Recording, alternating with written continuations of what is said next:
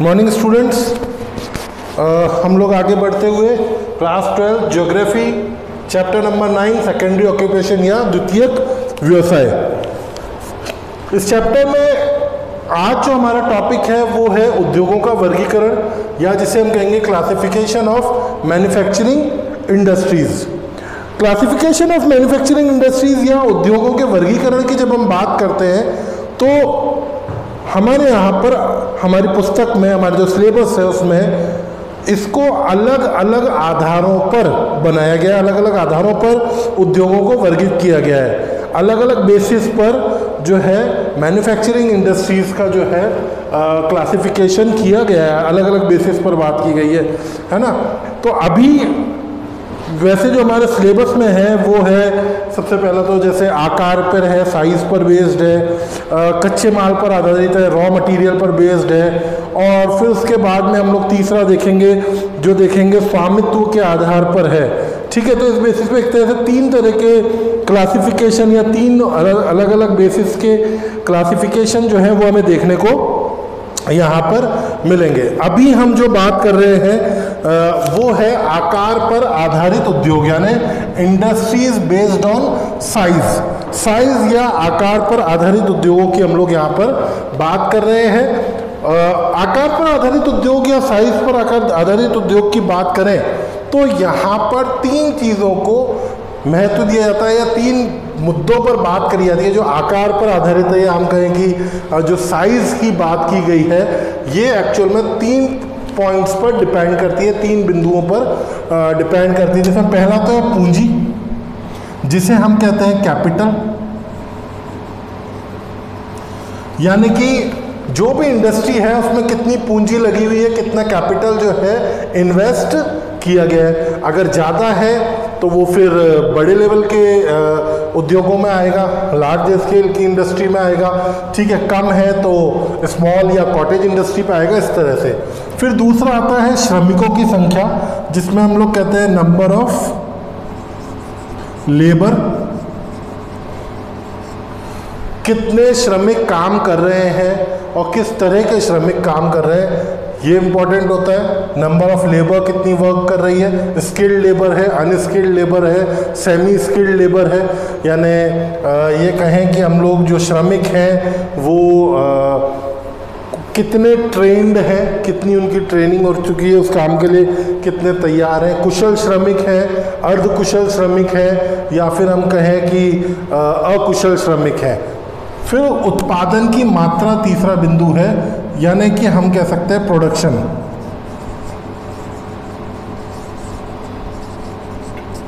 यानी प्रोडक्शन कितना है, क्या लार्ज स्केल पर प्रोडक्शन हो रहा है, क्या प्रोडक्शन या उत्पादन बहुत ज़्यादा हो रहा है, या हम कहें कि प्रोडक्शन कम हो रहा है, उस आधार पर हम लोग जो है देखते हैं। तो जो आकार की बात की गई या साइज की बात की गई वो इन तीन बिंदुओं पर, इन 3 पॉइंट्स पर डिपेंड करता है। तो इस आधार पर जो हमारा आकार पर आधारित उद्योग है उसको 3 भागों में जो है विभाजित किया गया है। जो क्लासिफिकेशन किया गया है इसका वो 3 टाइप ऑफ इंडस्ट्रीज यहाँ पर बताई गई है, जिसमें सबसे पहला है कुटीर उद्योग जिसे हम कॉटेज इंडस्ट्री के नाम से जानते हैं। दूसरा है लघु उद्योग जिसे हम स्मॉल स्केल इंडस्ट्री कहते हैं, और तीसरा है वृहद उद्योग जिसे हम लार्ज स्केल इंडस्ट्री कहते हैं। तो बात करते हैं इन तीनों इंडस्ट्रीज़ की, इन तीनों उद्योगों की क्या विशेषताएं हैं उनकी हम लोग बात करते हैं। तो सबसे पहले हम लेते हैं कुटीर उद्योग या कॉटेज इंडस्ट्री। कुटीर उद्योग, कॉटेज इंडस्ट्री, जिसे हम लोग गृह उद्योग के नाम से भी जानते हैं, है ना, घर में किया जाने वाले कार्यों के नाम से जानते हैं, हाउस होल्ड इंडस्ट्रीज़ के नाम से जानते हैं, इस तरह के उद्योगों के नाम से इसको जाना जाता है अलग अलग। ये सबसे छोटी इकाई है।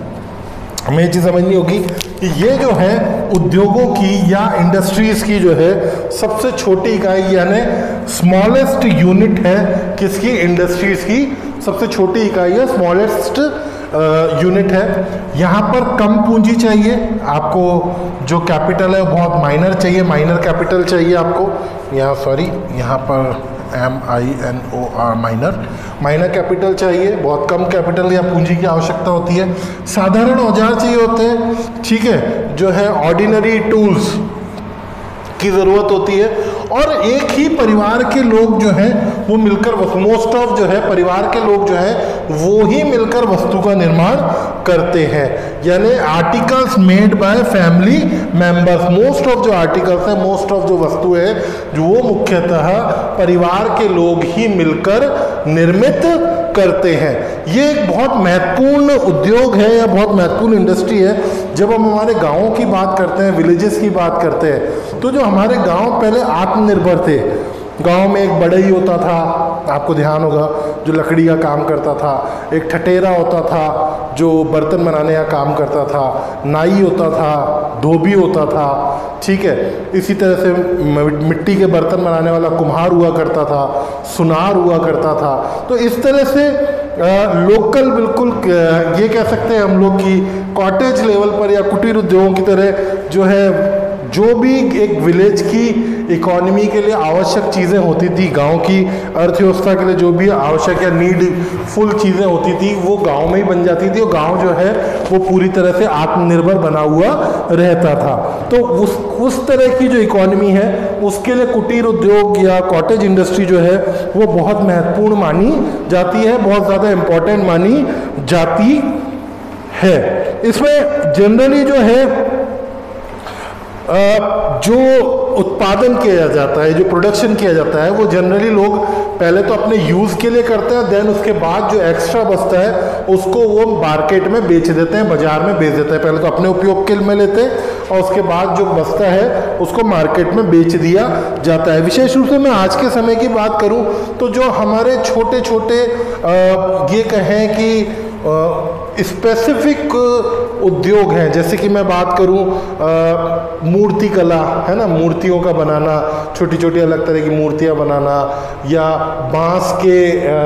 बांस से बहुत सारी चीज़ें बनाना, टोकरियां बनाना, है ना, बहुत सारे आप सजावटी सामान जो है वो बनाए जाते हैं। इस तरह के जो उद्योग है ना वो मोस्ट ऑफ जो है इस कॉटेज इंडस्ट्री या कुटीर उद्योग के अंतर्गत आता है, जिसमें घर में ही रहकर लोग बहुत सारी चीज़ों का निर्माण करते हैं, बहुत सारी चीज़ों को बनाते हैं। तो इसलिए हमारे लिए जो है एक इम्पॉर्टेंट इंडस्ट्री हो जाती है, एक महत्वपूर्ण जो है उद्योग हो जाता है।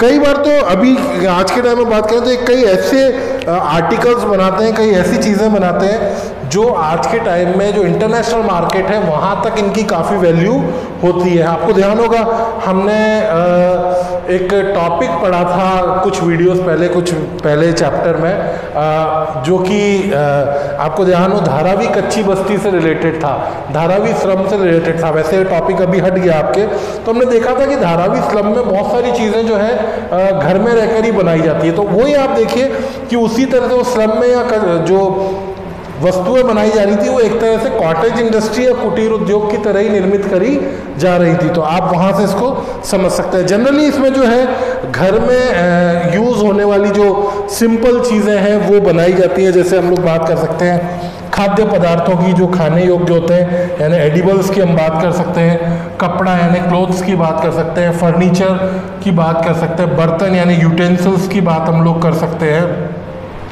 औजारों की बात कर सकते हैं, टूल्स की हम लोग बात कर सकते हैं, ठीक है। उसके अलावा जूते बनाना, शूज़ की बात कर सकते हैं, मिट्टी के बर्तन, एथनवेयर्स की बात कर सकते हैं, आभूषण है, ज्वेलरी, कागज़ यानी पेपर, और पत्तल धोने यानी लीफ प्लेट्स वगैरह जो है, इस तरह के जो प्रोडक्ट्स हैं वो जो है हम एग्जाम्पल के तौर पे देखते हैं कि कुटीर उद्योग या गृह उद्योग या कॉटेज इंडस्ट्री या हम कहें होममेड इंडस्ट्री उसमें यूज़ करे जाते हैं। और जनरली फैमिली जो है, फैमिली में जो लोग हैं वही लोग मिलकर जो है काम करते हैं। बहुत कम कैपिटल लगती है, पूंजी बहुत कम लगती है, मशीनों का यूज़ भी बहुत कम होता है, नाम मात्र का यूज़ होता है मशीन्स का। बहुत छोटी छोटी मशीन, हैंड मशीन्स जो होती हैं, हाथ से चलने वाली छोटी छोटी मशीनें जो होती हैं उनका ही उपयोग किया जाता है। तो इस तरह से ये जो पूरा का पूरा उद्योग है जो कुटीर उद्योग या कॉटेज इंडस्ट्री कहलाता है वो अपना जो है वर्क करता है। इसके बाद जो हमारा नेक्स्ट आता है इससे थोड़ा सा बड़ा लेवल हो जाता है जिसे हम कहते हैं लघु उद्योग या स्मॉल स्केल इंडस्ट्री। ऑब्वियसली क्या कहलाता है ये? स्मॉल स्केल इंडस्ट्री या लघु उद्योग, यानी कि छोटे पैमाने का उद्योग है, स्मॉल स्केल इंडस्ट्री है। कॉटेज इंडस्ट्री या कुटीर उद्योग से थोड़ा हायर है। क्यों हायर है? अभी हम देखते हैं। स्थानीय कच्चे माल का उपयोग, यहाँ पर भी जो लोकल रॉ मटेरियल्स है उसका ये यूटिलाइजेशन करते हैं, उसका यूज़ किया जाता है कहाँ पर? स्मॉल स्केल इंडस्ट्री में। साथ ही यहाँ पर अब देखिए डिफरेंस कहाँ क्या आता है कुटीर उद्योग और लघु उद्योग में, यानी कॉटेज इंडस्ट्री और स्मॉल स्केल इंडस्ट्री में, कि यहाँ पर आप देख रहे थे कि जो फैमिली मेंबर्स थे मोस्ट ऑफ वो वर्क कर रहे थे। यहाँ पर क्या होगा, हम कुछ अर्ध कुशल श्रमिकों का उपयोग कर रहे हैं, यानी सेमी स्किल्ड लेबर का यूज़ कर रहे हैं। साथ ही कुछ मशीनों का भी उपयोग किया जा रहा है, यानी एंड सम जो है पावर ड्रिवन मशीन्स हैं उनका यूज़ किया जाना है, यानी शक्ति के संसाधनों द्वारा जो चलने वाली मशीन है, जनरली हम कह सकते हैं बिजली से चलने वाली जो मशीन्स हैं उनका जो है यूज़ किया जा रहा है, उनका उपयोग यहाँ पर किया जाता है। अब ऑब्वियसली क्योंकि आप देखेंगे कि श्रमिक यहाँ पर यूज़ किए जा रहे हैं, यहाँ पर श्रमिक यूज़ नहीं किए जा रहे थे। यहाँ पर पावर ड्रिवन मशीन्स यूज़ की जा रही है, शक्ति संचालित मशीनें उपयोग में ली जा रही हैं। यहाँ पर मशीन्स का उपयोग जो नहीं हो रहा था, जो हो रहा था वो भी हाथ से चलने वाली मशीनों का ही उपयोग हो रहा था। तो इसमें और इसमें इतना बड़ा आपको अंतर दिखता है, तो सीधी सी बात है कि पूंजी या जो कैपिटल की बात करें वो कुटीर उद्योगों में कुटीर उद्योगों में कम लगती है, और जो लघु उद्योग है उसमें कुटीर उद्योग से ज़्यादा पूंजी निवेश होता है या ज़्यादा कैपिटल इन्वेस्ट हमें करना होता है। तो आप देखिए कि साइज, अकॉर्डिंग टू साइज हम लोग पूंजी की बात करें यहाँ इंक्रीज हो रही है, श्रमिकों की संख्या की बात करें, नंबर ऑफ लेबर की, वो यहाँ इंक्रीज हो जाता है। और क्योंकि इन्वेस्टमेंट ज़्यादा है, लेबर ज़्यादा है, मशीन्स का यूज़ है, तो ऑब्वियसली प्रोडक्शन जो है यहाँ पर लघु उद्योग या स्मॉल स्केल इंडस्ट्री में जो है कॉटेज इंडस्ट्री से ज़्यादा देखने को हमें मिलता है। तो ये जो है एक हमें डिफरेंस देखने को मिलता है। मोस्ट ऑफ जो हमारे डेवलपिंग कंट्रीज़ हैं, डेवलपिंग कंट्री या जो विकासशील देश हैं, उनमें हमें ये एक बहुत महत्वपूर्ण रोजगार परक उद्योग माना जाता है, यानी ये लोगों को एम्प्लॉयमेंट बहुत ज़्यादा अवेलेबल कराता है। स्पेशली जो हमारे डेवलपिंग कंट्रीज़ हैं उनमें एम्प्लॉयमेंट बहुत ज़्यादा उपलब्ध कराने वाला जो है ये उद्योग है। जैसा कि मैंने आपको बताया कि कुटीर उद्योग और लघु उद्योग यानी cottage industry, small scale industry में एक बहुत बड़ा जो डिफरेंस है वो यही है कि यहाँ पर श्रमिक रखे जाते हैं, लेबर का यूज़ होता है, और यहाँ पर लेबर की बजाय family members he most of work करते हैं। एक बहुत बड़ा डिफरेंस देखने को मिलता है। एग्जाम्पल देखें कि क्या क्या उत्पादन किया जाता है, क्या क्या यहाँ पर जो है प्रोडक्शन होता है। तो उसमें कपड़ों की बात कर सकते हैं, यानी टेक्सटाइल, कागज़ का सामान यानी पेपर गुड्स, खिलौने, टॉयज़, बर्तन यानी इथनवेयर्स और यूटेंसिल्स दोनों की बात कर सकते हैं, फर्नीचर, डेयरी प्रोडक्ट्स, डेयरी उत्पाद जो है, तेल यानी मील्स यानी कि ऑयल मील्स जो कि एडिबल ऑयल्स होता है, खाने योग्य जो तेल होता है उसकी बात कर रहे हैं, चमड़े का सामान, लेदर आर्टिकल्स और लेदर गुड्स जो है जनरली जो है इनका प्रोडक्शन किया जाता है, इनका उत्पादन किया जाता है। और भारत में की दृष्टि से देखें, इंडिया के अकॉर्डिंग देखें तो बहुत महत्वपूर्ण है। इंडिया में ऐसी बहुत सारी इंडस्ट्रीज़ हैं जो वर्क कर रही हैं, प्रोडक्शन कर रही हैं और इंडियन इकोनॉमी में अपना रोल दे रही हैं। अब हम लोग आगे चलते हैं नेक्स्ट हमारे इंडस्ट्री पे। देखिए नाम से ही पता चल रहा है वृहद उद्योग या लार्ज स्केल इंडस्ट्री, यानी यहाँ पर सब कुछ क्या होगा, बड़ा बड़ा होगा, सब कुछ ज़्यादा ज़्यादा होगा। अब कैसे बड़ा बड़ा ज़्यादा होगा कि सबसे पहले उद्योग क्या कहलाते हैं, बड़े पैमाने के उद्योग, यानी इनको हम कहते हैं large scale industry. Large scale industry या वृहद उद्योग या बड़े पैमाने के उद्योग हैं तो ऑब्वियसली कच्चा माल आपको कितना कैसा चाहिए, आपको अधिक चाहिए। तो अधिक चाहिए तो क्या होगा कि स्थानीय स्तर पर, लोकल लेवल पर नहीं, ऑल ओवर वर्ल्ड कह लो, वहाँ से इसमें रॉ मटेरियल या कच्चे माल की आपूर्ति करी जाती है, रॉ मटेरियल मंगाया जाता है। शक्ति के साधन चाहिए आपको, मीन्स ऑफ एनर्जी चाहिए आपको यहाँ पर। क्यों चाहिए, क्योंकि जो मशीन्स है, बड़ी बड़ी मशीन्स होती हैं, वो चलाने के लिए आपको एनर्जी सोर्सेज तो चाहिए ही चाहिए। तो सबसे इम्पोर्टेंट यहाँ पे एनर्जी सोर्सेज हो जाता है। आपको एक बड़ा बाजार चाहिए, प्रोडक्ट जो है उसको बेचने के लिए आपको जो है लार्ज मार्केट की ज़रूरत है। देन फिर कुशल श्रमिक चाहिए। यहाँ पर देखा आपने कि यहाँ पर तो अकुशल भी चल रहे थे कॉटेज इंडस्ट्री या कुटीर उद्योग में, लघु उद्योग या स्मॉल स्केल इंडस्ट्री में अर्धकुशल चल रहे थे, लेकिन यहाँ पर आपको कुशल श्रमिक यानी कि स्किल्ड लेबर की ज़रूरत होती है। देन उच्च प्रौद्योगिकी यानी आपको एडवांस टेक्नोलॉजी चाहिए, हायर टेक्नोलॉजी चाहिए। अब ये सारी चीज़ें हायर है तो ऑब्वियसली यहाँ पर अधिक पूंजी निवेश भी होगा, यानी कि जो कैपिटल है वो ह्यूज कैपिटल का आपको इन्वेस्टमेंट करना पड़ेगा, तभी तो ये सारी सुविधाएं आप ले पाएंगे, तभी तो ये सारी चीज़ें आप कर पाएंगे। फिर यहाँ पर क्या होता है, देखो वृहद उद्योग में सबसे इम्पॉर्टेंट हो जाता है कि उत्पाद की गुणवत्ता पर बहुत ध्यान दिया जाता है, यानी जो स्पेशल अटेंशन जो है वो क्वालिटी ऑफ प्रोडक्ट पर दिया जाता है, प्रोडक्ट की क्वालिटी पर स्पेशल अटेंशन दिया जाता है, बहुत ज़्यादा ध्यान दिया जाता है। क्यों दिया जाता है? क्योंकि ये जो उत्पाद है इसका निर्यात विदेशों तक में किया जाता है। जो फिनिश्ड गुड्स हैं आर एक्सपोर्टेड, जो फिनिश्ड गुड्स या जो उत्पाद हैं उनका जो है निर्यात या हम कहें उनका एक्सपोर्ट जो है पूरी दुनिया में करा जाता है। जनरली ये जो इंडस्ट्री है, जो हम वृहद उद्योग या लार्ज स्केल इंडस्ट्री की बात कर रहे हैं, ये औद्योगिक क्रांति के बाद में है ना, इंडस्ट्रियल रेवोल्यूशन जो हुआ यूरोप में, उसके बाद में ये डेवलप हुई, उसके बाद में ये जो है बनने लगी, विकसित हुई और आज तक ये है। शुरुआत में यूरोप में, अमेरिका में, ऑस्ट्रेलिया में, ठीक है, ये डेवलप हुई, लेकिन अब पूरी दुनिया में आपको लार्ज स्केल इंडस्ट्री या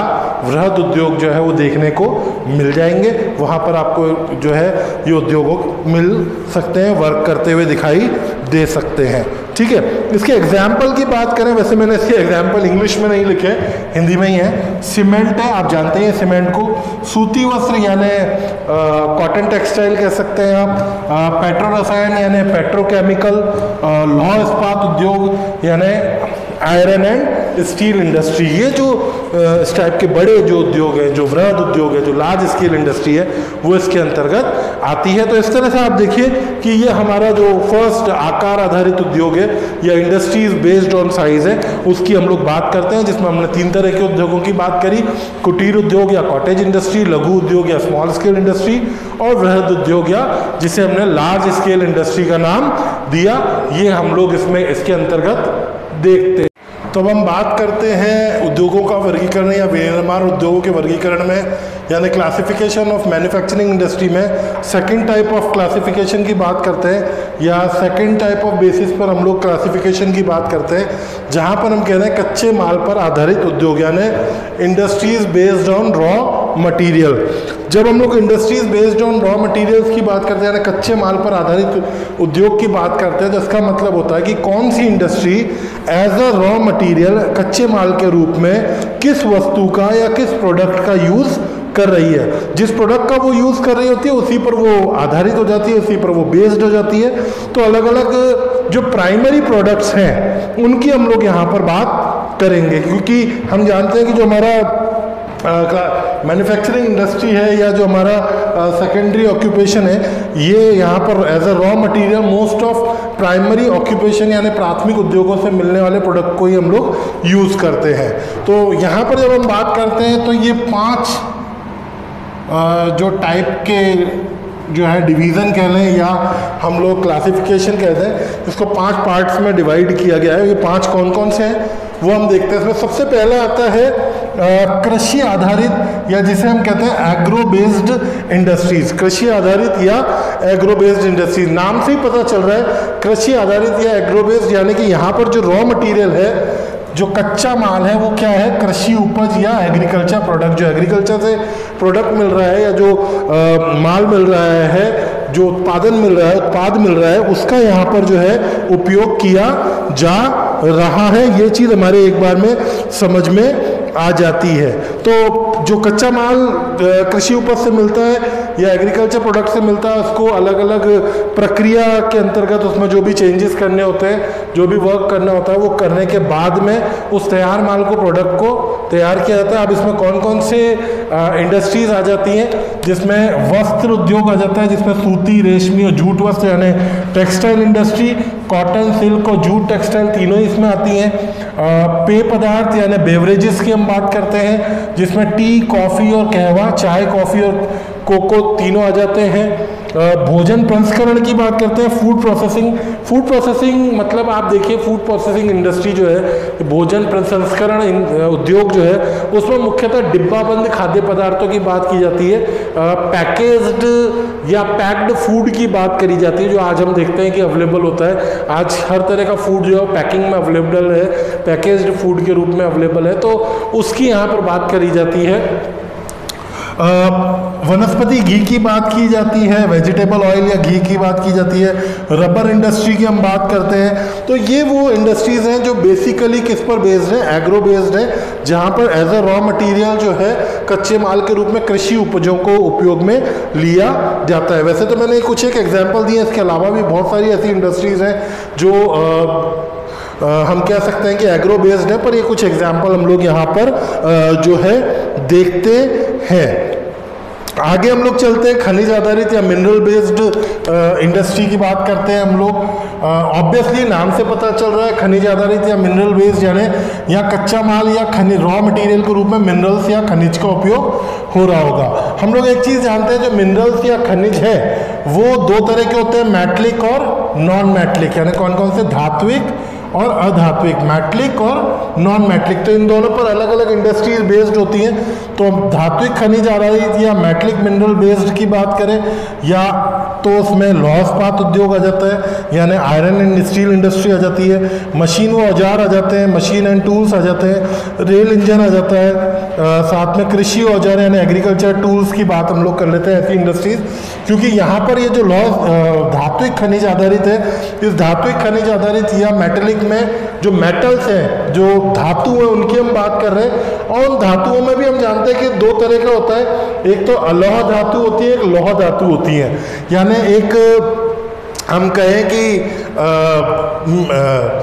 आयरन बेस्ड होती है और दूसरी नॉन आयरन जो है मेटल्स होती हैं। एक आयरन मेटल्स होती है, नॉन आयरन मेटल्स होती है। स्टार्टिंग के कुछ जो है वहाँ पर ये जो लौह इस्पात उद्योग, मशीन औजार, यहाँ पर कुछ तो हम लोग इंडस्ट्रीज जो है आयरन मेटलिक पे देखेंगे, कुछ इंडस्ट्रीज जो है नॉन आयरन मेटलिक मिनरल्स पर बेस्ड देखेंगे। यानी कुछ तो लौह धातु की बात करेंगे, कुछ में अलौह धातु पर आधारित की बात करेंगे।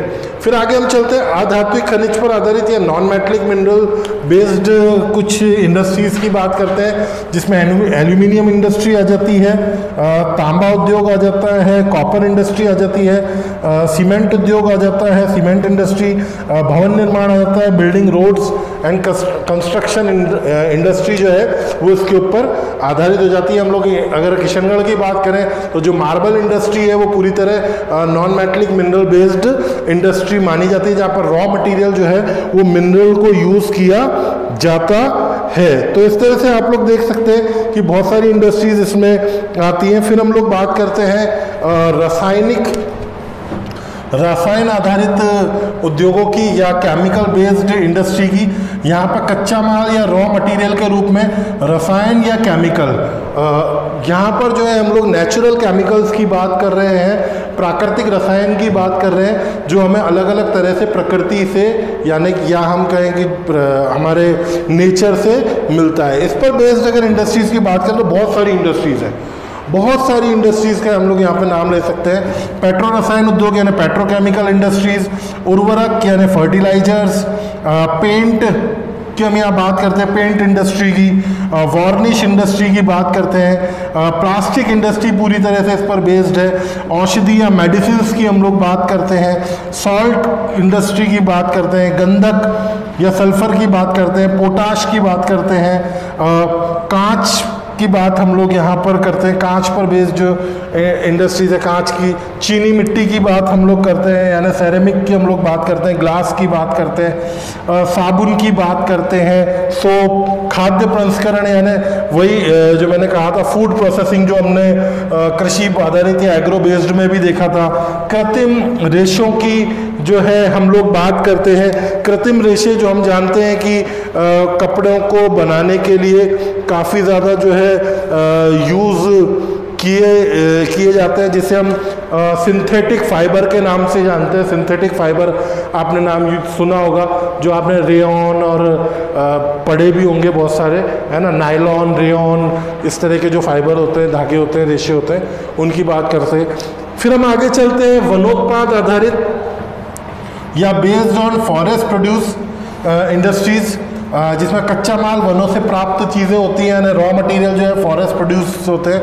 अब इन पर बेस्ड बात करें तो कागज़ और लुगदी उद्योग यानी paper and pulp industry, furniture industry, ठीक है, फर्नीचर इंडस्ट्री तो पूरी तरह इस पर ही बेस्ड है। दिया सलाई, मैच बॉक्स इंडस्ट्री, लाख की हम लोग बात करते हैं, शिलाक, औषधियों की बात करते हैं, मेडिसिन की बात करते हैं, यानी वह सारी इंडस्ट्रीज इसके अंदर आ जाती हैं जो बेसिकली फॉरेस्ट प्रोड्यूस पर बेस्ड है, जहाँ पर रॉ मटेरियल जो है फॉरेस्ट प्रोड्यूस को प्रयोग में लिया जाता है, कच्चे माल के रूप में जो है वनोत्पादों को प्रयोग में लिया जाता है। इसी तरह लास्ट और फिफ्थ जो टाइप है उसकी बात करें तो पशु आधारित या एनिमल बेस्ड इंडस्ट्री की बात करते हैं। यहाँ पर कच्चा माल पशु उत्पाद है, रॉ मटेरियल क्या है, एनिमल प्रोडक्ट्स होते हैं। अब एनिमल प्रोडक्ट्स की हम लोग बात करते हैं तो हम लोग लेदर की बात करते हैं, चमड़े की बात करते हैं, ठीक है, लेदर इंडस्ट्री पूरी इस पर बेस्ड हो गई।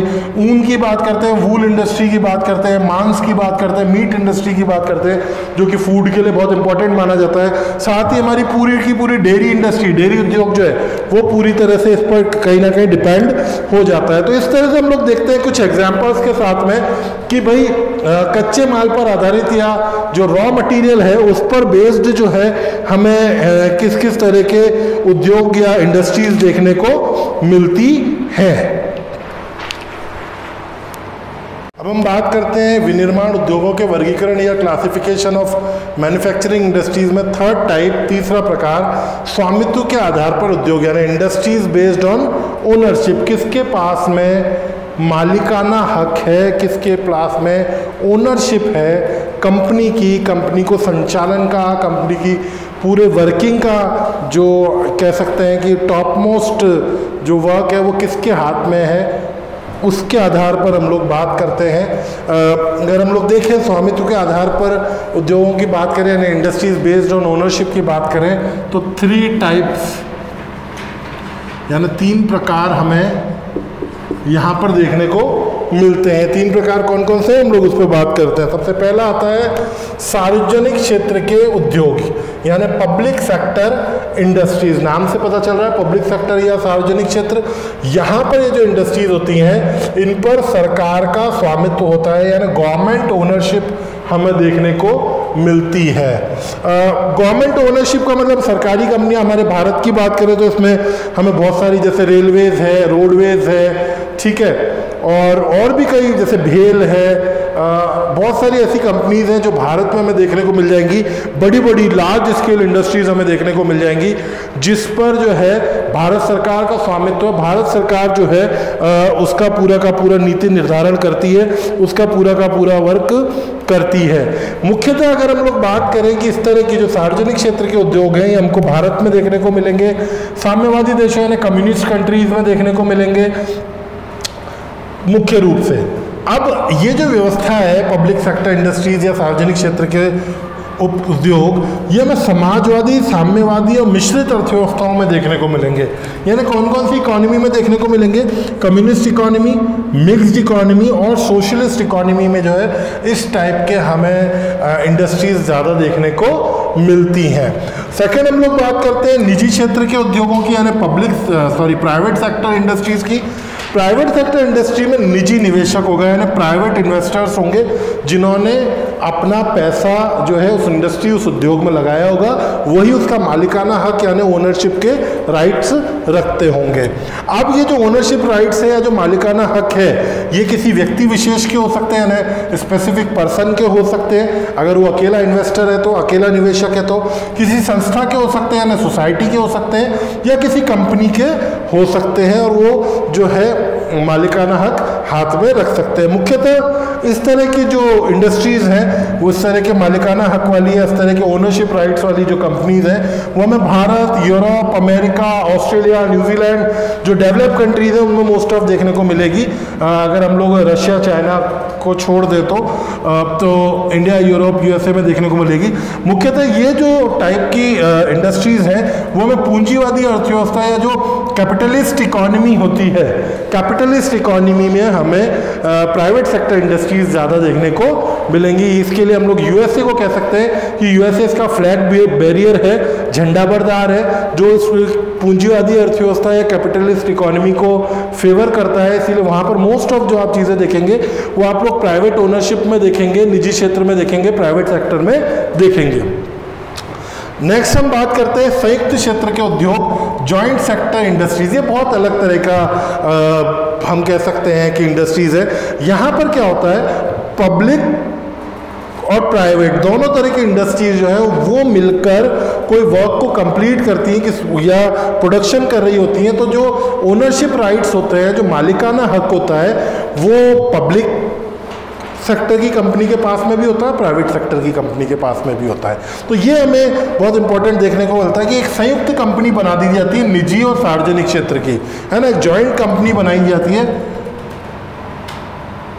स्पेलिंग मिस्टेक हो गया, COMPANY, कंपनी बना दी जाती है जो प्राइवेट और पब्लिक दोनों टाइप की इंडस्ट्रीज को मिलाकर बनाई जाती है। जनरली आज के टाइम में हम अगर इंडिया की बात करें तो ये बहुत इंपॉर्टेंट है, क्योंकि इंडिया में इस तरह के PPP मोड पर काफ़ी वर्क हो रहे हैं, जिसको कहा जाता है इंडिया में पब्लिक प्राइवेट पार्टनरशिप। इस PPP मोड पर जो है पब्लिक प्राइवेट पार्टनरशिप पे काफ़ी वर्क हो रहा है। जो आप लोग हाईवेज देखते हैं, इन पे आप टोल्स देखते हैं, तो एक्चुअल में ये हाईवेज होते तो गवर्नमेंट के हैं, लेकिन गवर्नमेंट क्या करती है, प्राइवेट कंपनी को उन हाईवेज को बनाना और उनके रखरखाव का काम दे देती है कि आप इसको मैनेज कीजिए, और वो उसके बदले में हम लोगों से टोल वसूलते हैं, टोल लेते हैं, कमाई करते हैं। तो एक तरह से रोड भी बन जाता है, रोड का काम भी चल जाता है, प्राइवेट कंपनी की भी कमाई हो जाती है और गवर्नमेंट का काम भी हो जाता है फ्री में। तो इस तरह के PPP मोड पर हमें काफ़ी वर्क देखने को मिलता है, जो कि जॉइंट सेक्टर इंडस्ट्री या संयुक्त क्षेत्र के उद्योग का जो है एक एग्जाम्पल हमें देखने को मिलता है। तो इस तरह से हमारा जो विनिर्माण उद्योगों का वर्गीकरण या क्लासिफिकेशन ऑफ मैन्युफैक्चरिंग इंडस्ट्रीज है, ये टॉपिक खत्म होता है।